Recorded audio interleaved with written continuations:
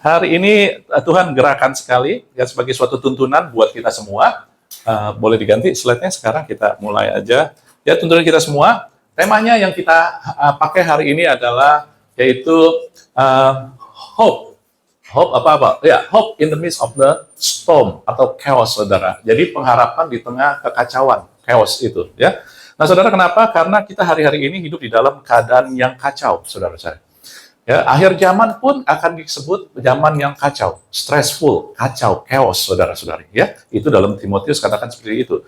Jadi kita harus mulai mempersiapkan diri. Kalau Anda di dalam keadaan yang kacau sekarang, inilah perkataan Tuhan, tuntunan Tuhan. Tapi kalau Anda belum, Anda nyaman, Anda enak, gitu ya. Apalagi yang anak muda, semua indah, gitu ya. Ya, Anda harus siap-siap aja punya pola pikir seperti ini untuk menyiapkan dan tahu apa yang akan terjadi ataupun apa yang kita harus siapkan ke depan, saudari. Nah, kita akan ambil dari kitab Yesaya, tetapi sebelumnya saya akan kasih tahu Anda tentang kitab Yesaya, karena untuk itu kita bisa dapat gambaran lebih baik, pengertian lebih baik ketika kita membaca firman-Nya. Ya, latar belakang, sejarah, dan konteksnya lebih penting. Yesaya itu dibagi 3 bagian. Jadi, Yesaya itu ada 69 pasal, 66. Alkitab pun mempunyai 66 buku, saudari. Kemudian Yesaya dibagi 3 bagian. Yang disebut yang pertama proto, ada diotro, terus kemudian trito. Ya, dari pasal 1 sampai 39 itu seperti kayak perjanjian lama. Itu bicara tentang peraturan Allah, kemudian janji keselamatan, juga peringatan Tuhan. Ya, Tauratnya segala, tetapi ada janji keselamatan. Kemudian ada diotro. Diotro itu adalah masa ketika orang Israel dibuang ke Babel. Jadi Anda tahu suatu ketika di Nebukadnezar mengakuisisi perusahaan nih, jadi invasi ya Israel, Yerusalem dihancurkan, saudara, dan kemudian mereka dibuang ke Babel. Anda ingatkan ya, cerita Daniel adalah cerita ini. Jadi zaman pembuangan ke Babel ini, saudara, Tuhan mengirimkan nabi-nabi yang luar biasa. Nabi Daniel, nabi lagi Yeremia, Yesaya, dan banyak lagi, saudara. Jadi justru ketika saat yang susah, itu banyak nabi-nabi yang Tuhan kirim. Tuhan nggak pernah tinggalin umatnya. Walaupun mereka dalam pembuangan, dan kita nggak ngelihat kenapa, ya, tapi kita akan ngelihat aja mereka dalam pembuangan. Jadi pasal 40 sampai 55 pembuangan. Kemudian pasal 55 sampai 66 bagian ketiga itu adalah balik ke Yerusalem, saudara-saudari. Ya, jadi ketika mereka dibebaskan ke Yerusalem, tapi baru jadi membangun kembali yang awal, ya, sama kayak tuh Hagai segala, saudara-saudari. Ya. Nah, itu dia latar belakangnya. Jadi Anda tahu di situ. Nah, kita mau pakai adalah di ayat 54. Jadi ayat 54 itu berbicara ketika apa?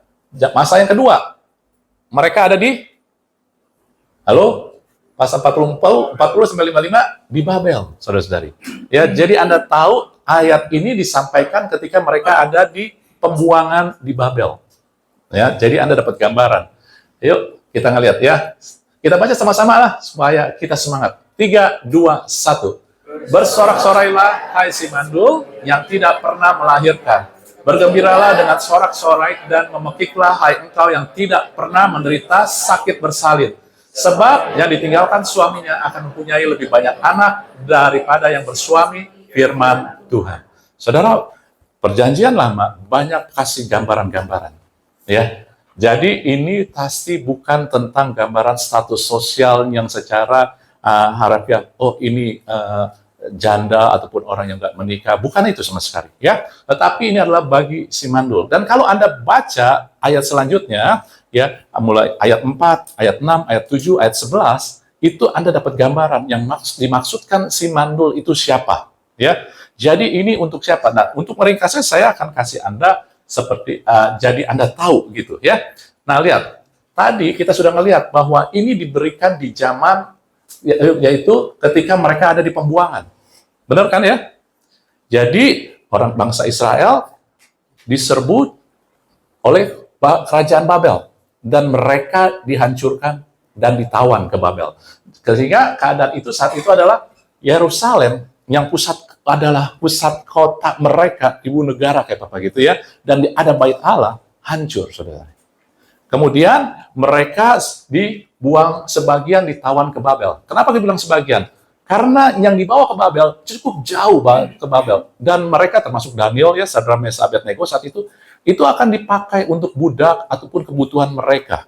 Sehingga yang dibawa ini adalah orang-orang yang kuat, yang tua, yang nggak ada kemampuan, ditinggal.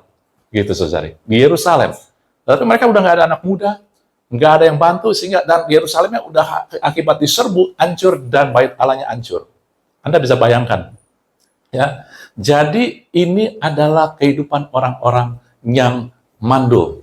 Dan mandulnya maksudnya apa, saudari? Pertama, kalau Anda melihat Yerusalem, bait Allah, buat orang Israel itu adalah center, pusat dari kehidupan mereka. Buat saya ini adalah kadang-kadang kita begini, saudara. Ya, ini adalah kadang-kadang saya katakan ketika keadaan yang mereka alami, mandul ini, saudara, adalah orang-orang yang mengalami kehancuran di dalam pusat kehidupannya ataupun tulang punggungnya. Kadang pekerjaannya, Anda tahu nggak? Kadang-kadang kita ini usaha, pekerjaan kita, kemudian mungkin kalau yang Anda yang masih mahasiswa, sekolahnya, kuliahnya, itu tulang punggung yang buat jadi pusat kehidupan sehari-hari. Paling besar waktu yang digunakan itu kan center pusat kan. Anda kalau kerja paling nggak 8 jam. Kalau usaha minimal juga sama gitu ya. Sekolah pun juga sama. Jadi waktu Anda paling terpusat. Pulang ke rumah yang sekolah masih sediain tugas segala, belajar lagi. Yang kerja pun kadang-kadang begitu, saudara.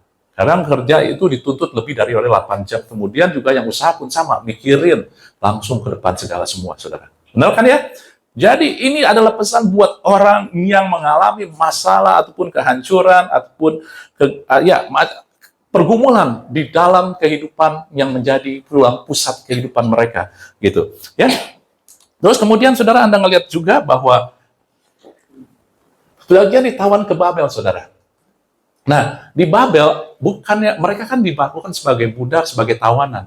Mereka nggak ada hak, mereka ada kewajiban doang. Ya, jadi ini adalah sepertinya adalah pesan bagi orang-orang yang merasa hidup ini nggak adil. Mereka melakukan sesuatu tetapi nggak ngelihat hasilnya. Anda tahu sebagai budak mereka kerja tapi nggak pernah dikasih hasilnya karena mereka tawanan.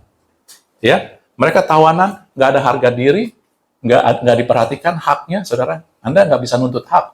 Ya, mungkin ini adalah pesan buat orang-orang yang merasa haknya dirampas, terus juga nggak dihargai, saudara-saudari. Ya, kemudian juga Anda tahu bahwa di dalam pasal-pasal kemudian yang tadi ayat kemudian ya, ayat 4, ayat 6, ayat 7, ayat 11, mandul itu juga berhubungan dengan berbicara tentang merasa dia nggak dihina, direndahkan, ditinggalkan, nggak bisa berkembang, saudara-saudari. Apa yang dilakukan nggak ada hasilnya. Itu mandul, saudari. Terus merasa malu, aib. Karena merasa, ya, kalau dalam konteks ini dihina. Tetapi kalau kehidupan kita hari-hari sepertinya, kita ini ya tidak dihargai. Terus juga kita sendiri malu. Kayaknya hidup kita berantakan, gagal, saudari, keadaan kita. Ya. Dan kita merasa nggak ada orang yang peduli. Nggak ada orang yang perhatikan saya. Dan inilah, pesan inilah buat mereka. Dan saya percaya, ini adalah buat kita. Paling enggak kita akan menemui nanti dalam suatu momen kehidupan kita akan mengalami hal ini. Kita bukan hidup di surga, tetapi kita masih di dunia ini.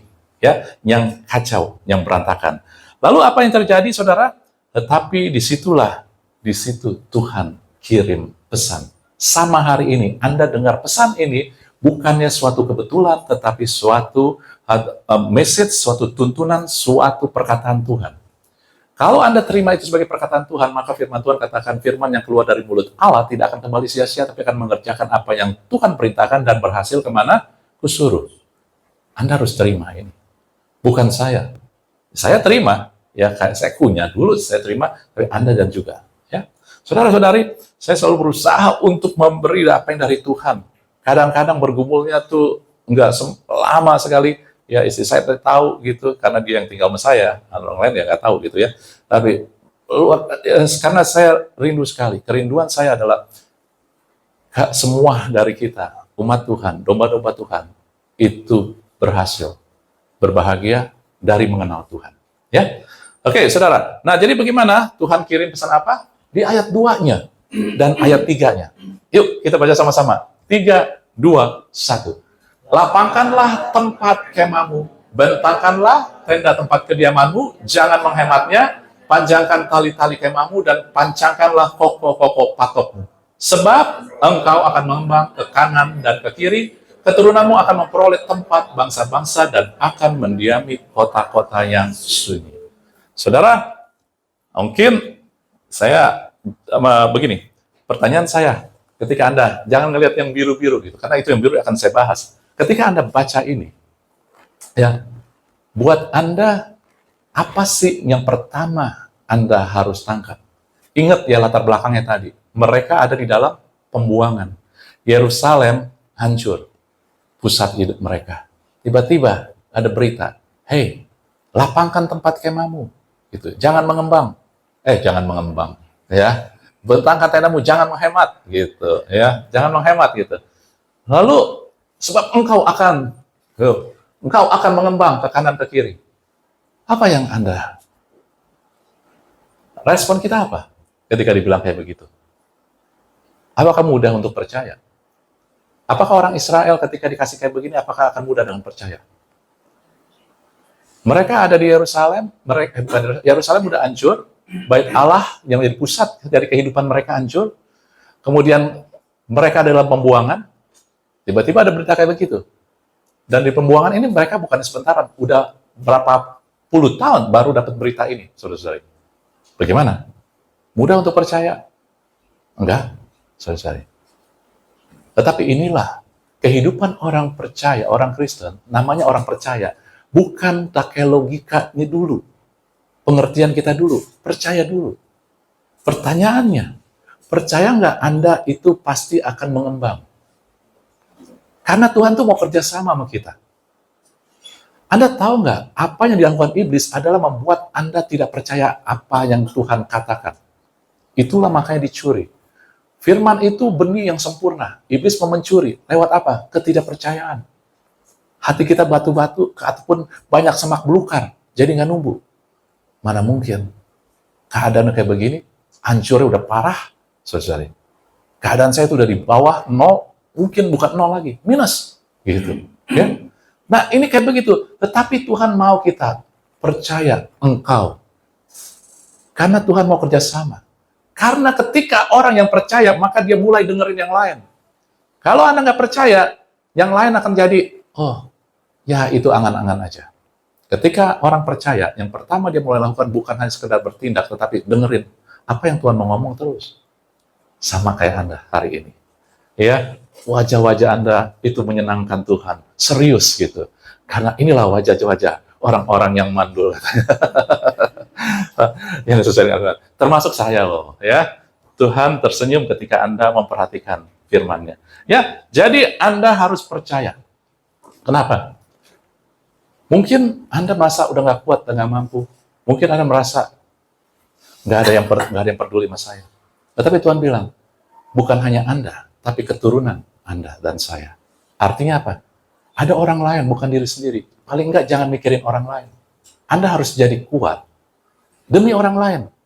Anda bisa jadi saksi nanti lihat orang lain ngelihat Anda bangkit, ataupun keluarga Anda. Ya, ayo. Artinya demi kasih. Kalau demi orang lain, Anda pasti mengasihkan keturunan kita kan? Ya, lakukan karena kasih. Anda mengasihi, bukan karena Anda harus membuktikan. Ya, membuktikan saya hebat, saya mampu, tapi karena Anda mengasihi. Maka ditaruh keturunanmu, kamu, terus kemudian kamu akan menuai terus keturunanmu.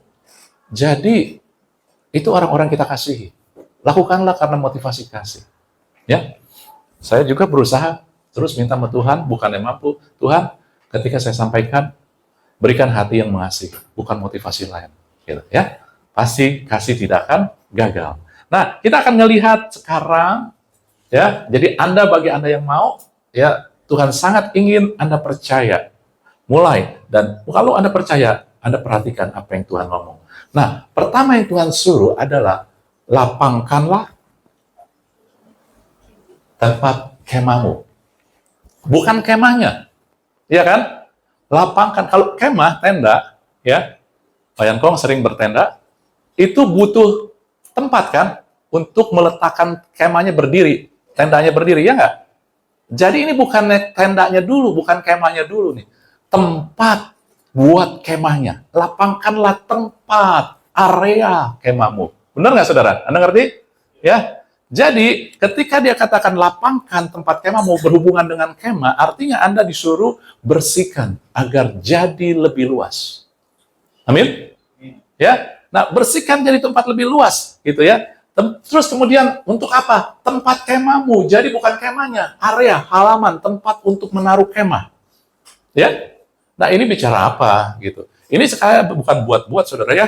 Ini bukan buat-buat, sama sekali bukan buat-buat, tetapi emang ini suatu tuntunan Tuhan, saudara. Ya. Nah, apa itu? Nah, kita ngelihat yuk, gampang kok. Nah, saya kasih gambaran gini. Ini Anda ngelihat, ini area. Anda bisa camping di sini kan?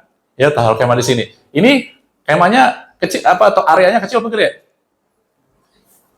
Halaman rumah kecil, ya. Kalau kecil, kalau Anda ngelihat nih kayak begini ya, contoh kita ngelihat di sini nih, saudara ya. Anda ngelihat, aduh, rumput, di situ ada kutunya, di situ ada hamanya, ada tikusnya lagi, gitu ya. Lalu di pagarnya, Anda ngelihat lagi, aduh, itu udah rayapan pagarnya, gitu ya. Ya benar kan ya? Kemudian Anda disuruh lapangkan, perluas areanya. Lalu Anda ngelihat areanya sekarang kayak begini. Anda ngelihat, ada nggak di sini hamanya? Ada nggak tikusnya? Ada nggak? Ada nggak rayap? Ada. Tetapi sekarang Anda ngelihat keindahannya, bukan keburukannya, tantangannya, saudara-saudari. Benar nggak? Sebelumnya Anda ngelihat hal-hal yang hanya terbatas sekali. Tetapi sekarang Anda ngelihat, wow, gitu, ada gunung, ada potensi yang besar sekali, saudara-saudari. Anda ngerti? Tangkap? Jadi, ketika Tuhan suruh lapangkan tempat kemahmu, artinya sekarang perluas cara lihat Anda dan saya. Karena seringkali kita bermasalah karena cara lihat kita, saudari. Karena cara lihat kita selalu terpaku kepada masalah, keterbatasan, keburukan, kegagalan, saudara. Tadi yang kita ngelihat tadi, karena gambaran yang tadi, kita ngelihat kalau kecil areanya, kita ngelihatnya tuh, itu wow, itu rayap jadi masalah, kutu jadi masalah, tikus jadi masalah, atau lagi kucing juga ntar jadi banyak buang kotoran di situ, lalu ada kelinci lagi yang gerobotin, ntar semua jadi masalah. Tapi kalau tempatnya kita luas, tetap ada itu, tetapi kita bisa melihat hal yang lebih luas lagi. Wah, itu nggak terlalu pengaruh banyak, lebih banyak keindahan. Saudara, kita ini banyak sekali membiarkan pikiran kita ditentukan oleh dunia. Dunia selalu memperlihatkan kegelapan. Bahkan dalam glamor, ujung-ujungnya adalah tekanan buat Anda. Anda disuruh hidup dengan glamor, tetapi kadang nggak sesuai dengan kebutuhan kita. Akhirnya kita memaksa, dan akhirnya ujung-ujungnya juga kita tertekan. Ya, saudara-saudari, Anda tahu, Yesus katakan, aku adalah apa? Jalan. I'm the way. Jalan itu artinya solusi. Tuhan selalu melihat solusi, bukan melihat masalah, tantangan. Kita sering, view kita sempit, melihatnya tantangan doang. Sehingga kita selalu, aduh, masalah ini nggak bisa nih. Aduh, tantangannya terlalu besar. Saudara, saya tahu, terlalu besar buat kita. Tetapi buat Tuhan nggak besar kok. Kita harus punya mentalitas solusi, dan inilah yang harus kita miliki. Jangan terpaku pada keterbatasan, tapi mulailah cara pikir yang melihat solusi. Dan cara lihat solusi, Anda lihat, kalau Anda ngelihat tempatnya sempit, Anda ngelihat pakai mata cukup. Tapi kalau lihat ruangannya luas, Anda harus naik tinggi baru melihat keindahannya, kebesarannya, dan melihat manfaatnya, potensinya. Iya kan? Kalau luas, potensi yang Anda ngelihat, oh di sini tanah ini bisa dipakai, oh di sini bisa tanam ini. Ya, wah di sana ada gunung indah, ini bisa bikin buat bersantai ngelihat, refreshing segala. Oh di situ ada mata air lagi. Anda mulai melihat potensi, saudara-saudara. Anda harus melihat bahwa masalah yang Anda hadapin adalah kesempatan kita untuk melihat hal-hal yang baru yang lain, saudara. Anda harus terbang tinggi, harus ada di tempat tinggi, saudara. Ya, jadi Tuhan selalu bilang kita ini orang percaya, anak-anak Tuhan itu seperti Raja Wali, anak Raja Wali. Anak Raja Wali nggak terbang di rendah, saudara. Terbang di rendah dia nggak punya, itu dia butuh tempat yang tinggi, saudara. Itu dia. Yuk kita mulai. Jadi dengan kata lain, bagaimana kita bisa melihat, mengubah keadaan-keadaan yang mandul ini, saudara, yang tadi itu, untuk kita bisa melihat bahwa akulah penuai, aku akan menuai, aku akan mengembang. Bahkan bukan buat aku aja, buat keturunan aku juga, orang-orang yang aku kasihi. Saudara, caranya mulai ubah cara pandang kita. Setiap daripada kita, selalu ada hal, cara pandang yang harus kita ubah. Karena selama ini kita selalu mulai menyalahkan pasangan kita, karena kita melihat kekurangannya. Kalau Anda terbang tinggi, Anda akan melihat kelebihannya selama ini. Bukan hanya saat ini. Saat ini mungkin pasangan Anda, keluarga Anda, ataupun siapapun juga yang Anda sedang bergumul, menyebalkan saat ini. Tapi ketika Anda terbang tinggi, Anda melihat, bukan hanya saat ini, tetapi dulu dia berjasa, dulu dia bantu saya, dia yang selalu ada bersama saya. Anda bisa melihat lebih luas. Jadi nggak dikuasai emosi saat ini. Kadang-kadang emosi saat ini adalah nggak bagus. Tetapi ketika Anda terbang tinggi, Anda melihat, oh, dia berjasa, dia setia, saya udah melukai dia berkali-kali, tapi dia tetap mengampuni. Anda bisa melihat dengan situasi yang lebih baik, saudara-saudara. Hidup dengan iman bukan hidup yang dipermainkan dengan emosi saat ini. Hidup dengan iman adalah orang yang mau melihat dengan cara dari atas, saudara. Bukan hanya spend hari ini, tetapi spend yang lebih luas. Dulu dan ke depan saya pasti melihat hal-hal yang baik dari keadaan ini. Saudara, itu yang harus kita pegang, saudara. Itu yang harus kita perluas dalam kehidupan kita, saudara. Amin. Lalu yang kedua, disuruh apa? Bentangkan tenda kediamanmu. Saudara, kata bentangkan ini artinya stretch.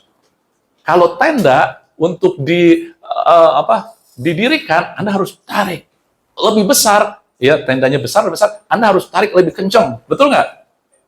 Itu dia. Jadi artinya kalau bentangkan artinya tarik lebih kencang, tarik lebih kuat, saudara-saudari.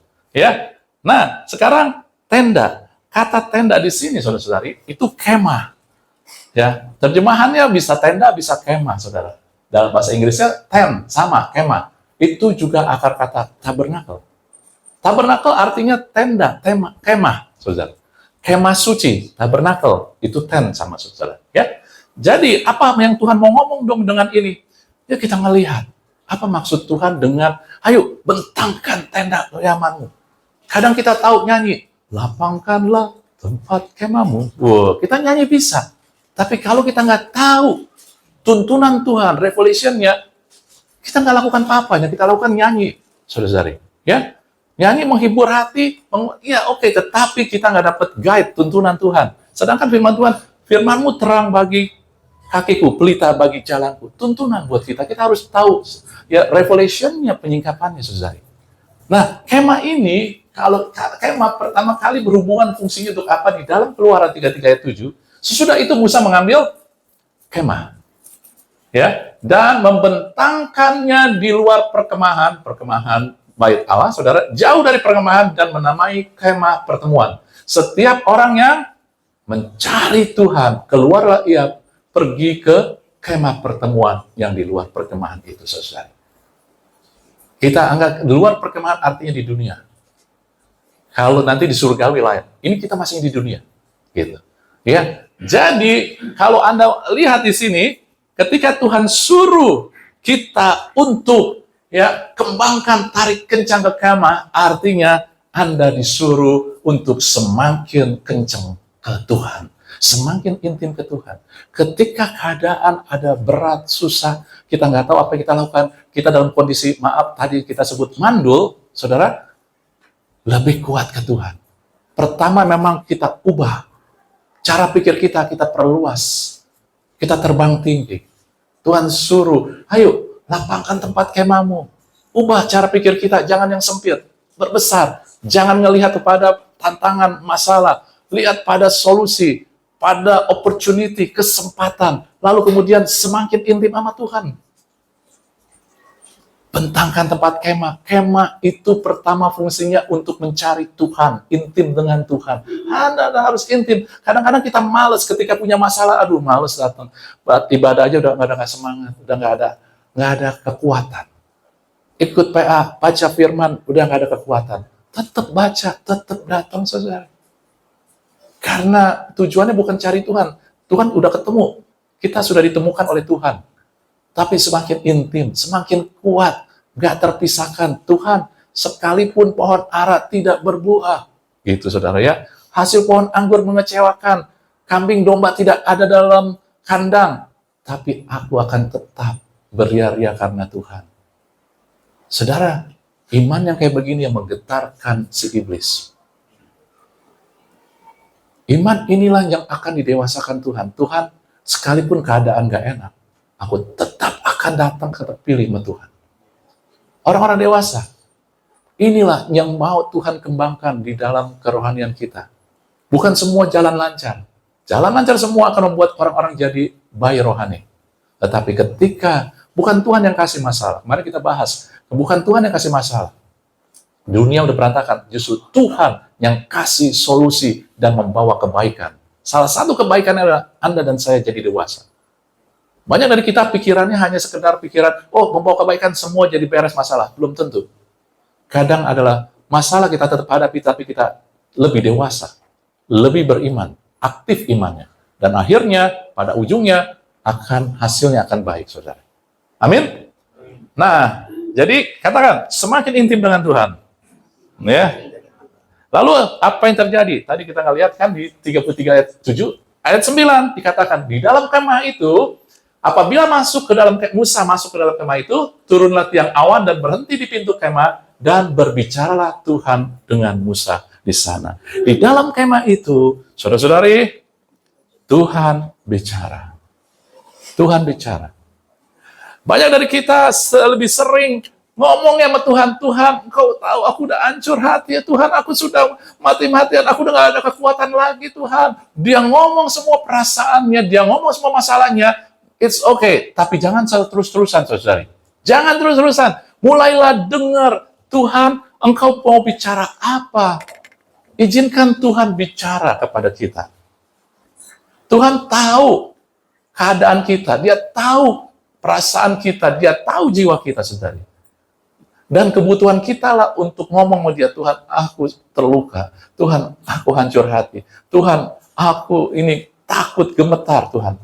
It's okay. Kebutuhan kita bukan kebutuhan Tuhan untuk dikasih tahu. Tuhan tahu. Tetapi kebutuhan jiwa kita. Anda tahu ketika Anda sharing sama orang, itu kebutuhan Anda untuk menyatakan perasaan Anda. Ya, jadi kita ngomong sama Tuhan, Bun, kita ngomong keadaan kita lega, kita plong. Tetapi, saudara, kita pun butuh Tuhan, suara Tuhan. Firman Tuhan. Jadi Musa di tenda pertemuan itu, dia dengar suara Tuhan. Dan ketika, Anda ngelihat, ketika tiang awan tuh bikin teduh, saudara. Ambil waktu saat teduh. Ambil waktu yang tenang sama Tuhan. Dan disitulah kita berdua sama Tuhan. Dengerin Tuhan. Dengerin Tuhan. Saudara-saudari, kita butuh sekali firman Tuhan. Sebab itu, izinkan firman itu bicara kepada kita, saudari. Amin? Nah, lalu, apa lagi? Yang pertama, kita perluas cara pandang. Yang kedua, kita mulai intim.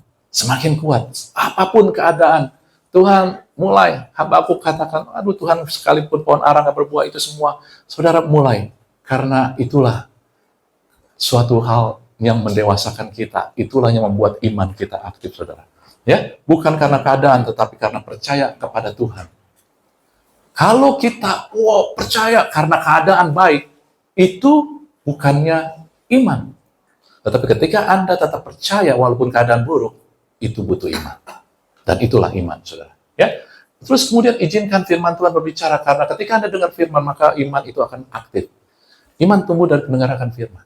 Cari, Tuhan, apa sekarang tuntunanmu? Lewat firman. Karena selalu ada tuntunan Tuhan untuk setiap keadaan kita semua. Jangan biarkan kita nangis seharian. Jangan biarkan kita jadi bad mood seharian. Jangan biarkan diri kita satu hari tanpa firman. Izinkan Tuhan bicara, saudari. Karena yang membuat kita berhasil bukannya diri kita, tetapi Tuhan. Ya? Amin? Saudara? Nah, sekarang Anda ngelihat, Tuhan suruh, hey, Ya, sekarang bentangkan tempat tenda kediamanmu, jangan menghemat. Orang Israel saat itu secara fisik, ketika mereka punya kemah, untuk siapa? Tinggal di kemah itu untuk keluarga. Anak-anak ngumpul. Saudara, saudari, coba bayangkan, saudari. Anak-anak mereka ada di mana? Nggak tahu. Dibuang ke Babel, nggak tahu ke mana. Pengharapan untuk ketemu anak-anak itu boleh dibilang nol. Karena mereka dijadiin budak, mungkin juga udah mati. Nggak ketahuan, saudara. Ini penjajahan yang zaman dulu kejam. Nggak ada perikemanusiaan sekali. Ya, jadi mungkin mereka udah mati. Terus kemudian juga mereka mungkin udah ditaruh di mana. Nggak tahu ada di mana. Jadi Tuhan suruh ketika begini loh, ketika mereka sudah hilang harapan terhadap apa yang harusnya menjadi kebahagiaan mereka, anak-anak kan keturunan kita, anak-anak udah nggak tahu, yang muda-muda tuh, anak-anak yang kuat-kuat tuh udah ditarik, ditaruh kemana nggak tahu. Tuhan suruh bikin tenda. Yang anak-anak juga mungkin juga di pembuangan disuruh bikin tenda buat mereka. Buat apa? Gitu, saudara. Ya kan? Buat apa kalau kita bayangkan orang tua, suruh bikin tenda, anak-anaknya terpencar kemana-mana. Artinya tenda itu buat menampung anak-anak, keturunan, cucu-cucunya lagi nanti. Saya bilang, buat apa Tuhan? Benar nggak? Jadi kan Anda harus ngelihat tadi konteksnya ayat, pasal ini diberikan kapan? Pasal ini diberikan ketika orang Israel dalam pembuangan. Keadaan mereka nggak baik-baik, pengharapan mereka udah hilang. Pembuangan ini bukan sementaran loh. Mereka ada di pembuangan 70 tahun. Ya kan? Jadi buat apa? Padahal masa pembuangan anak-anak mereka udah berpencar, mereka nggak punya suatu kepastian kapan dan dimanapun nggak ada. Pengharapan udah hampir nol, saudara-saudari. Tapi Tuhan suruh bikin tenda. Ini bicara apa sih? Menurut saya ini bicara adalah, hey, step up, tingkatkan pengharapan. Kadang-kadang kita membatasi pengharapan kita dengan apa yang kita lihat. Tapi Tuhan bilang, ketika anak-anakmu udah nggak ketahuan di mana, ini cerita orang Israel ya. Ketika anak-anakmu nggak ketahuan ada di mana, ketika kamu nggak tahu mati atau hidup, ketika kamu nggak tahu akan ketemu lagi sama anak-anaknya, Tuhan suruh tetap punya pengharapan, bikin itu tenda, perbesar itu tenda untuk menampung mereka dan keturunan mereka. Saudara, ketika masalah datang, jangan bikin justru pengharapan Anda tambah kecil, justru tambah besar. Kalau dulu pengharapan Anda mungkin hanya, ya supaya saya bisa hidup cukup, tapi sekarang ketika Anda masalah datang, kehidupan Anda hancur, naikin pengharapan. Saya akan naikin. Bukan hanya sekedar cukup, saya akan jadi berlimpah sehingga bisa memberkati. Nah, saudara, iblis mau Anda melepaskan pengharapan Anda. Lewat tekanan, lewat masalah, lewat keadaan, apapun juga. Tapi Tuhan justru, hey, step up, tingkatkan. Naikkan pengharapan. Dulu hanya 50, sekarang bikin 150. Saudara, itu Tuhan yang kita milikin. Kadang kita nggak melihat. Kita ngelihatnya selalu dalam hal yang kelihatan, apa yang kelihatan aja, saudari. Ya, tetapi Tuhan kasih unjuk. Hey, ayo. Justru Tuhan kita itu Tuhan yang dahsyat, yang luar biasa. Kalau dia melakukan yang biasa-biasa, Anda ngelihat, oh ini ada potensi bisa memenuhi 50, lalu terpenuhi 50, itu nggak ada apa-apanya. Tetapi ketika Anda ngelihat nggak ada potensi, Anda berharap 50, tapi sekarang hancur jadi 0. Lalu Anda mau tingkatkan 150, lalu terjadi, itu Tuhan yang luar biasa. Amin, saudara? Mulai lihat Tuhannya. Jangan ngelihat kita, jangan ngelihat masalahnya. Step up, mulai tingkatkan pengharapan kita. Mungkin nggak terjadi seketika, tetapi tidak akan berlama-lama firman Tuhan. Roma 9 ayat 28 katakan, apa yang Tuhan janjikan, firmankan, akan terjadi segera di muka bumi sempurna, saudari. Tapi Anda harus dengar janjinya, perkataannya. Anda harus jangan mau dicuri janjinya, karena Anda hanya melihat masalah yang kita hadapi saat ini. Ataupun keterbatasan kita. Kita harus mulai menemukan janjinya yang di atas segala masalah kita. Nggak terpengaruh dari keadaan masalah kita, saudari. Dan Tuhan janjinya kan pada orang-orang yang mandul, engkau akan mengembang ke kanan, ke kiri. Keturunanmu akan memperoleh bangsa-bangsa. Waduh, mereka yang dijajah, dikuasai, tetapi Tuhan bilang, taruh pengharapan yang lebih tinggi. Keturunanmu akan memperoleh bangsa-bangsa. Saudara, ini buat orang saya kalau ngelihat dengan cara yang hanya sekedar kasat mata, mustahil, saudara. Ya kan? Anda tangkap, ini pesan dari Tuhan loh, bukan yang pesan dari saya, bukan yang karena Anda tahu kalau rangkaian daripada Tuhan kasih bahwa ya kita sudah again all odds menghadapi segala kemustahilan lewat cerita tentang si Rahab, saudara. Itu kan mustahil. Seorang prostitut bisa diangkat tinggi, saudara. Tuhan kita kayak begitu. Jadi jangan melihat masa depan Anda dari keadaan saat ini. Lihatlah masa depan Anda dari janji Tuhan. Kalau dari keadaan kita gelap, kemampuan kita, keadaan sekeliling kita pun buruk. Indonesia jadi nggak baik-baik. Tetapi masa depan kita bukan dari keadaan, tetapi dari janji Tuhan. Pegang itu, saudara. Karena Tuhan mau ya kita percaya. Oke, saya mau jadi pengembang. Saya mau mengembang. Saudara, Tuhan mau kerjasama buat kita. Ya, dalam Yesaya katakan, ini aku, utus aku Tuhan. Ini bukan berarti dia sempurna, artinya dia mau kerjasama. Karena ketika diutus sama Tuhan, harus kerjasama dong sama Tuhan. Amin, saudara? Kita harus kerjasama sama Tuhan. Tuhan nggak bisa paksa kita percaya. Tuhan nggak bisa paksa kita untuk ayo dong, gitu. Ayo ibu Inge, ayo maju. Main musik. Tapi saya nggak jago. Saya nggak bisa. Harus ada partitur. Nah, kalau ngeliat kemampuan kita nggak akan bisa terus. Tapi kalau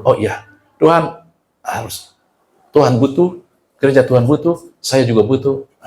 Melangkah, bukan karena kemampuan kita, saudara. Amin ya. Anda juga. Kita dipakai Tuhan bukan karena kemampuan kita, tetapi karena kita mau kerjasama sama Tuhan. Ya, ketika Yesaya bilang, ini aku, utus aku Tuhan, itu bukan bicara Yesaya hebat. Bahkan Yesaya bilang, aku ini najis bibir. Keadaan dia buruk. Nggak layak, tetapi dia mau kerjasama sama Tuhan. Anda juga, kita harus kerjasama sama Tuhan, saudari. Ya, amin. Jadi, Anda tangkap ya, nggak panjang-panjang hari ini, lihat. Jadi, inilah pesan bagi kita yang mandul. Dihina, ditinggalkan, nggak berkembang, hancur, apa yang kita jadi tulang punggung, artinya jadi yang kita terus engage selama lebih besar center gitu ya, kayak pekerjaan, usaha, keluarga, kan terus berhubung sama kita, hancur, berantakan, kehidupan kita juga, kayaknya kita terus kerja, tapi nggak ada hasil, nggak ada diberikan hak kita kerja nggak menghasilkan, saudara, itulah mandul. Tetapi janji Tuhan bagi mereka, ketika itu adalah bersorak-sorailah, hai mandul, bergembiralah. Bukan karena yang lain, bukan karena keadaan, tetapi karena kita memilih untuk percaya dan menerima tuntunannya. Saudara, percaya kepada dia. Maka oleh sebab itu, yuk kita mulai perluas cara pandang kita, cara pikir kita. Tadi, mulai naik terbang. Ya, kita mulai naik terbang, lalu mulailah semakin intim ke Tuhan. Lalu mulai izinkan Tuhan berbicara kepada Anda. Anda boleh bicara, tetapi Anda mulai juga. Dengar suara Tuhan, saudari. Lalu kemudian, step up your hope, bukan faith. Faith Anda, iman Yesus. Saudara tahu, di dalam firman Tuhan, dalam Galatia, firman kayak begini, Aku sudah mati bersama Kristus, kan, ya kan? Namun aku hidup. Dan hidup yang kuhidupi di dalam apa? Daging adalah hidup oleh iman, terjemahan bahasa Indonesia, iman kepada anak Allah. Tetapi terjemahan bahasa aslinya, faith of Son of God. Iman Yesus. Anda hidup karena ada iman Yesus, bukan hanya iman Anda. Anda punya iman Anda, tetapi ada iman Yesus. Tetapi kalau iman Anda akan turun naik. Iman kita belum sempurna. Makanya Tuhan bilang, semakin mata kita memandang kepada dia, Ibrani 12 ayat 2, maka iman kita akan dituntun dari satu kepada kesempurnaan. Iman kita mulai bertumbuh jadi akhirnya sempurna. Tetapi iman Yesus sudah sempurna. Oleh sebab itulah, ketika Anda mulai menyadari, Anda tahu pasti bisa. Bukan tentang kehebatan saya, tetapi Tuhan sudah taruh iman Yesus itu. Saudara, Galatia itu katakan begitu. Bukan hanya Galatia, Roma pun katakan gitu. Ya, saudara, itu Nanti kita bahas. Itu too good to be true. Sehingga akhirnya orang, mana mungkin? Masa iya? Iya, saudara. Iblis mau kita nggak tahu itu. Tetapi di dalam Anda sudah ada iman Yesus. Izinkan itu mengalir. Caranya apa? Pakai firman Dia. Karena Dia yang punya iman, Dia yang akan memenuhi firman-Nya, maka ikutin apa yang dikatakan firman-Nya itu. Ya. Jadi, yuk kita mulai naik, terbang tinggi. Yuk saya undang kita bangkit berdiri, saudara.